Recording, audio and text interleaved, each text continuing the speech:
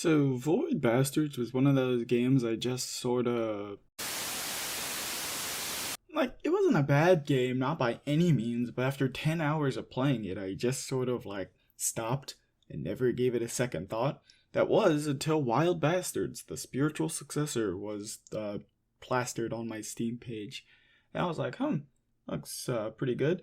The gimmick of combining its roguelike nature with friendship and relationship balancing with pretty cool looking characters seemed really fun, and the result was a game that was certainly pretty cool to play for a bit. So, I like the game, but I just can't say anything noteworthy about it, at all. The gameplay grew on me over time, but never wowed me, and the relationship mechanics were funny to listen to, and they happen sometimes, but they never truly affected a playthrough like I would like it to in meaningful ways. I'll start on core moment to moment roguelike gameplay and then swap to fucking the relationship shit. So when I started playing the game, I fucking hated the shooting. Void Bastards was already known for its great shooting mechanics, but this game shifts it hard to be its primary focus. In the early game, you may get frustrated at all of your characters seemingly having the uncontrollable urge to aim like a modern day political assassin. I don't know whether to be impressed or not by how tight the hitboxes are, as you'll have moments where you will see bullets fly underneath people's armpits or miss the torso.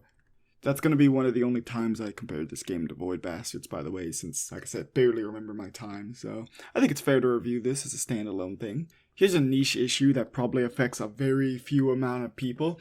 This game's art style and aesthetic scream boomer shooter, especially if you didn't play Void Bastards. So you might try running and gunning, and then you'll be surprised when you're suddenly given a deadly cosplay of Swiss fucking cheese with all the holes you'll have in you. Yeah, the game's more of a cover strategic type shooter. Your mobility without gear type sucks ass unless you're playing one of the three bastards who it doesn't. All forward momentum is stopped on jumping, you take fall damage. Enemies use projectiles, but they're so fucking fast they might as well be hit scan. It's just a very strategic type fucking cover thing, especially when health is scarce in the beginning of the game. And that could make things pretty frustrating when you realize enemies also don't move from cover. So you'll either have to try and rush out to advance, getting shot in the process more than likely, or you just sit there and wait for somebody to peek.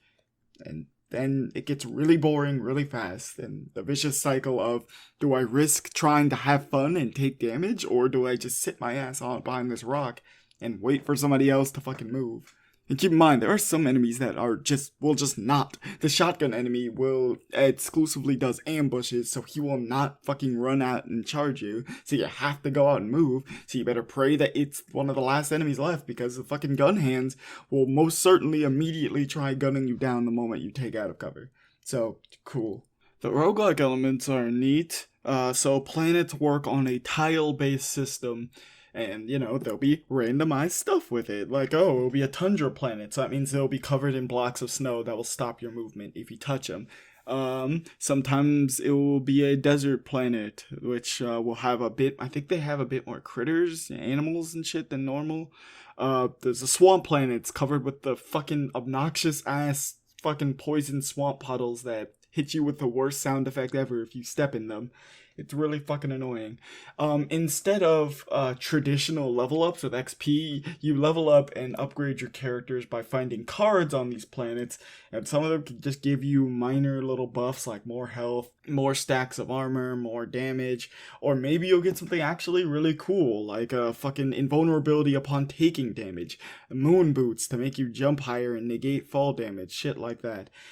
There are also bonuses to have when your character is well rested, so they'll do more damage or have more health or more armor when they're well rested.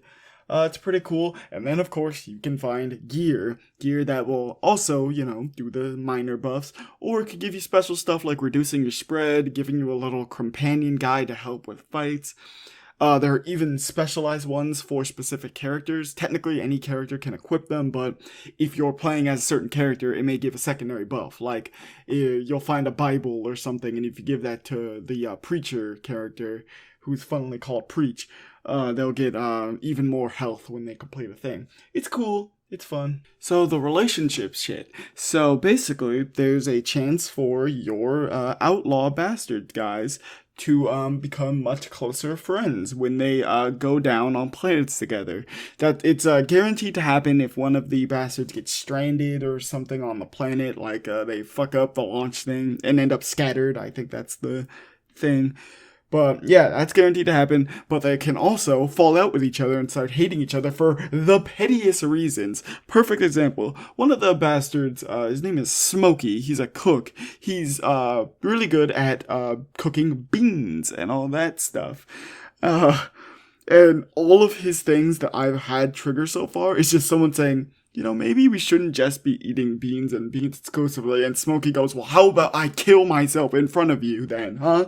Huh, you son of a... It's funny to hear, but, like, that's it. They either become super close or fall out or something.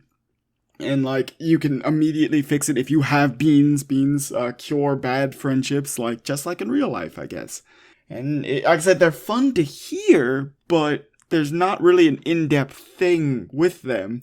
There was only one point where I had somebody disliked by 3 people, and that's Roswell, and I think that's just because he's programmed to get into more fights because he is actually a piece of shit. He's just a fucking elitist douchebag. So, yeah, that's the relationship mechanics. It's fun, I guess, but not really an in-depth system that I would have appreciated. Like, if there were more group arguments like that happen in the greater story section, or like one person tries to throw a mutiny and shit, all that would have been a lot cooler, but didn't happen, and it's upsetting. I was going to go over all the bastard in detail in this video, but I'm looking at the fucking thing and this video is getting too long for a very brief review. But I will help you out. I made a tier list on which bastards are actually good and which ones you should focus on using a bunch more. And ones that you shouldn't. There's only one. Fucking Spider Rosa sucks. She's just Billy, but worse. That's about it, man. Sorry if it seemed like I'm out of it for this review, but that's just because, like I said, this game is good, but there's nothing noteworthy. Its roguelike elements are fine, but you could find better roguelike games. There are relationship sims that are much better than this. And let's be honest, there are probably games that have roguelike and relationship shit that is better than this game. So, like, outside of this game's aesthetics, which are amazing, by the way, it conquered. This is how you make sci-fi outlaws look cool and unique. Oh, wait, he's dead. Shit. Outside of the aesthetics, there's just nothing for me to really recommend here. Not a bad game. I don't regret spending money, and if you do buy it, you will have a good time, but this game's a solid 6 out of 10. I didn't know how to make a proper ending bit for this video, so here's a number. This is all the times I said bastards in this video.